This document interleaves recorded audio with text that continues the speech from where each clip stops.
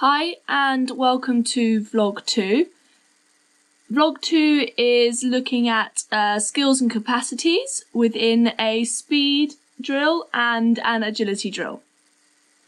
The speed drill that I will be analysing will be a 10-metre acceleration, and we'll look at two athletes that have a lack of skill and then a capacity issue within the 10-metre acceleration.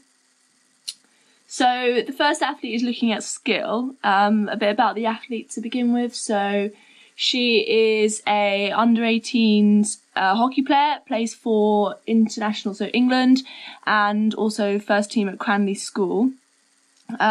She has had about 3 years S&C experience, and I thought it'd be important to record her 10-metre acceleration time, which is 4.01 seconds.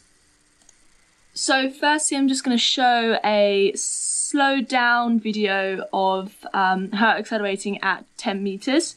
And initially, as you can see, the athlete is quite competent at performing a 10-metre acceleration. Before we go into detail about where she lacks in skill, I just wanted to point out a few good things. So the first variable we are going to look at is touchdown distance, which is the horizontal distance between the athlete's centre of mass and the tip of the big toe. So literature suggests that a small touchdown is desirable, with a touchdown posterior to the centre of mass being the best possible outcome. However, in team sport athletes, for example, my athlete here, anywhere between minus 0.18 metres and anything to 0.25 metres is fine. And as you can see here, the athlete is well within the 0.25 metres. Along with this, it's also known that between steps 1 to 3 of acceleration, the increase in centre of mass, the distance and centre of mass increases. The athlete doesn't actually show that here.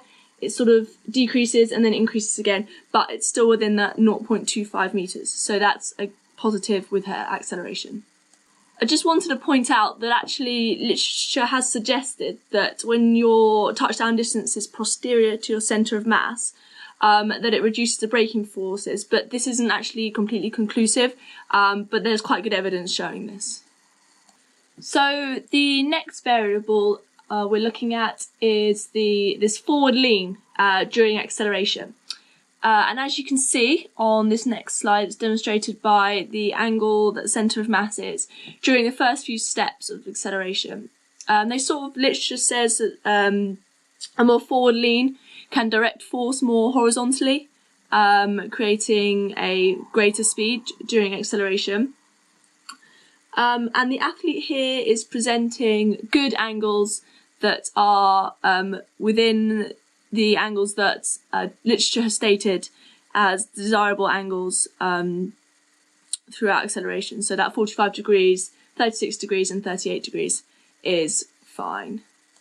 Another variable that is commonly looked at when observing 10-metre acceleration is positive shank and trunk angle, so shank meaning the shin.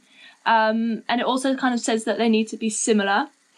So when we observe the athlete's shank and trunk angles, you can see that there is actually a vast difference between the shank and the trunk. So the trunk angles are good, so she's getting a good forward lean during acceleration.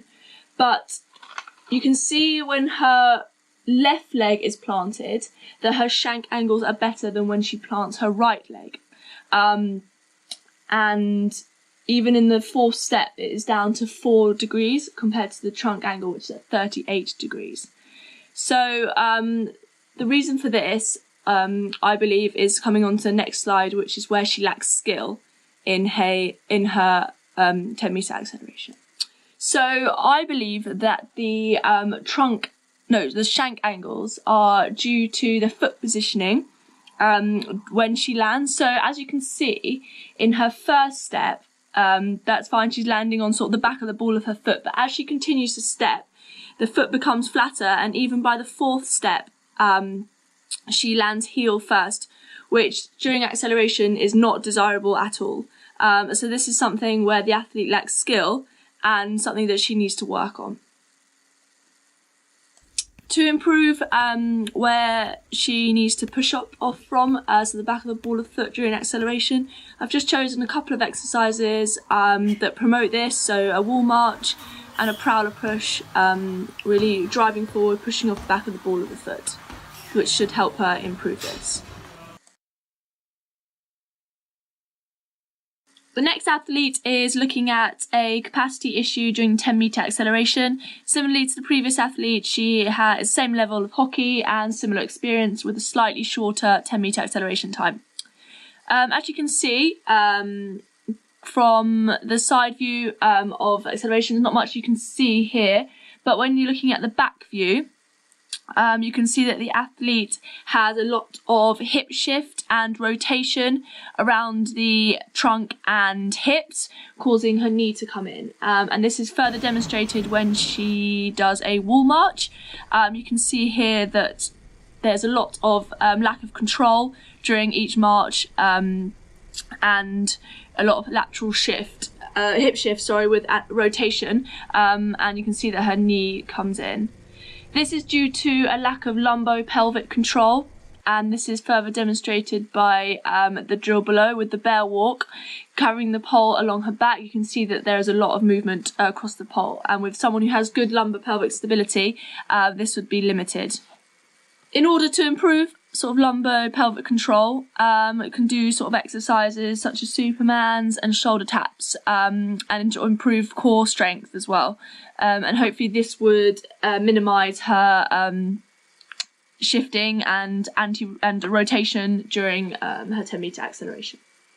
So the agility drill that I'm going to be looking at is called the dummy cut. So it's when you want to convince your opponent you're going one way and then you change to go the other direction. So a little dummy step and then across to accelerate again. The athlete I have chosen to do this is just a under 18 hockey player at Cranley School. She's had about 2 years S&C experience. So first I'm just going to show her doing the dummy cut. So she's cutting off her right and then accelerating off to the left and then on from the left to the right. As you can see, when she does the dummy cut onto her right, that she stays very much upright during the cut, and her centre of mass doesn't drop too low, which is what you would like to expect when you are doing a dummy cut. Similarly, you see this when the same is when she's going dummying off from her left and then accelerating off to the right. That when she goes down to her left hand side, her centre of mass stays very upright and she doesn't get low enough to then change direction. This is a lack of skill because the athlete is unaware that she needs to drop down lower to actually convince the opponent that she is going to go that way, and then cut off to the right. So in order to improve the skill, I went through sort of some constraints-based training in order for her to drop down lower. So as you can see, I've placed a medicine ball to both the right and the left-hand side. And what I've asked her to do is when she cuts down, I would like her to go low enough so she can touch the ball and then cut off in the opposite direction that I've asked her to go. So as you can see, she does this on the right and the left, and you can see that when going off to her right and both her left, you can see that she has the ability to get lower to then change direction. And when we're looking at this, so she'd been doing that for a few weeks, and then we come back to look at her change of direction ability. Without the ball, so without the constraints task, I've just asked her to do the dummy cut from the right and to the left. When she does the dummy cut again on her right, you can see that the constraints training has helped her improve her skills, and she's getting much lower on the right before she cuts off to the left. However, when she does it on the left-hand side, she still lacks the ability to lower her centre of mass with that stretch shortening cycle of on her left foot, pinging off on her left foot, cutting off, going off into the right hand side direction. So this might actually be a instead of a lack of skill, a lack of capacity. So she has doesn't have the eccentric strength and power in that being in that low position to push herself back off to the right in a lower position.